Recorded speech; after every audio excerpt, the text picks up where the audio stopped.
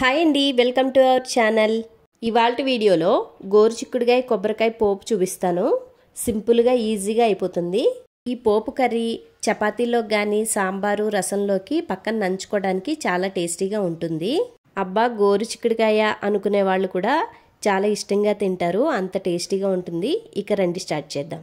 ఇదిగోండి, నేను లేతగా ఉన్న గోరుచిక్కుడుకాయలు తీసుకున్నాను.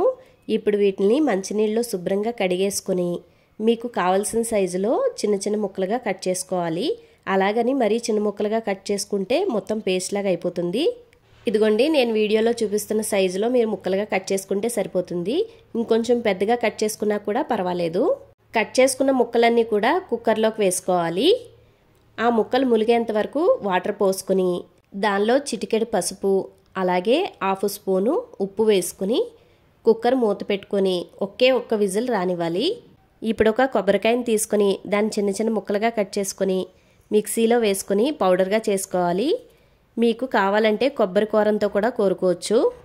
ఈ కొబ్బరి కూరని పక్కన పెట్టేసుకోవాలి. ఇప్పుడు ఒక విజిల్ అయిన తర్వాత కుక్కర్ ప్రెషర్ పోయిన తర్వాత మూత తీసుకొని చూసుకోవాలి. ఇదిగోండి, ముక్కలు అయితే చాలా చక్కగా ఉడికిపోయాయి. ఇప్పుడు ఒక ముక్కని చిదిమి చూస్తే మెత్తగా ఉడికిందో లేదో మీకు తెలిసిపోతుంది. ఈ ముక్కలన్నీ ఒక స్ట్రైనర్లోకి ట్రాన్స్ఫర్ చేసుకోవాలి. ముక్కల్లో నీరు పోయేంత వరకు ఒక 10 నిమిషాలు అలా పక్కన పెట్టుకోవాలి. వాటిని అసలు ఏమీ పిండి అవసరం లేదు. ఈలోపు పొయ్యి మీద ఒక కడాయి పెట్టుకుని దానిలో 2 స్పూన్ల ఆయిల్ వేసుకోవాలి. ఆయిల్ బాగా హీట్ అయిన తర్వాత 4-5 వెల్లుల్లి రబ్బల్ని వేసుకుని కొద్దిగా వేయించుకోవాలి.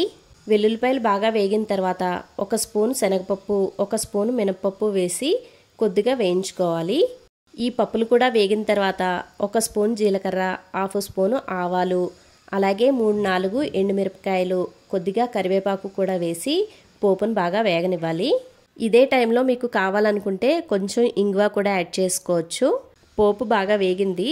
ఒక పెద్ద ఉల్లిపాయని చిన్న ముక్కలుగా కట్ చేసుకుని ఆ పోపులో వేసుకోవాలి. ఉల్లిపాయ ముక్కల్లో హాఫ్ స్పూన్ సాల్ట్ వేసుకొని ముక్కలు బాగా మగ్గేంత వరకు వేయించుకోవాలి.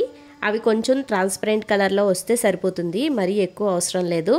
ఉల్లిపాయ ముక్కలు ట్రాన్స్పరెంట్ కలర్లో చేంజ్ అయ్యాయి. ఇప్పుడు మనం గోరుచిక్కుడుకాయ ముక్కల్ని ఈ పోపులో వేసేసుకొని బాగా కలుపుకోవాలి.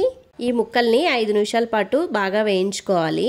5 నిమిషాల తర్వాత ముక్కల కలర్ అనేవి చేంజ్ అవుతాయి, మీరు అది గమనించండి.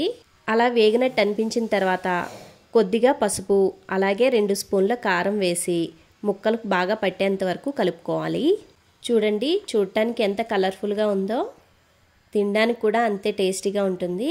ఇప్పుడు మీకు సరిపడా కొబ్బరి తురుముని ఆ ముక్కల్లో వేసేసుకొని మొత్తం అంతా బాగా కలుపుకోండి. కొబ్బరి తురుము వేసిన 2 నిమిషాలకి స్టవ్ ఆఫ్ చేసుకుంటే సరిపోతుంది. మొత్తం అంతా బాగా కలిపేసుకొని ఇక సర్వ్ చేసుకోవడమే. ఫైనల్గా మన గోరుచిక్కుడుకాయ కొబ్బరికాయ పోపు అయితే రెడీ అయిపోయిందండి. ఇక సర్వ్ చేసుకోవడమే. ఇలాంటి సింపుల్ అండ్ ఈజియెస్ట్ వీడియోస్ కోసం మన ఛానల్ని సబ్స్క్రైబ్ చేసుకుని బెల్ ఐకాన్ నొక్కండి.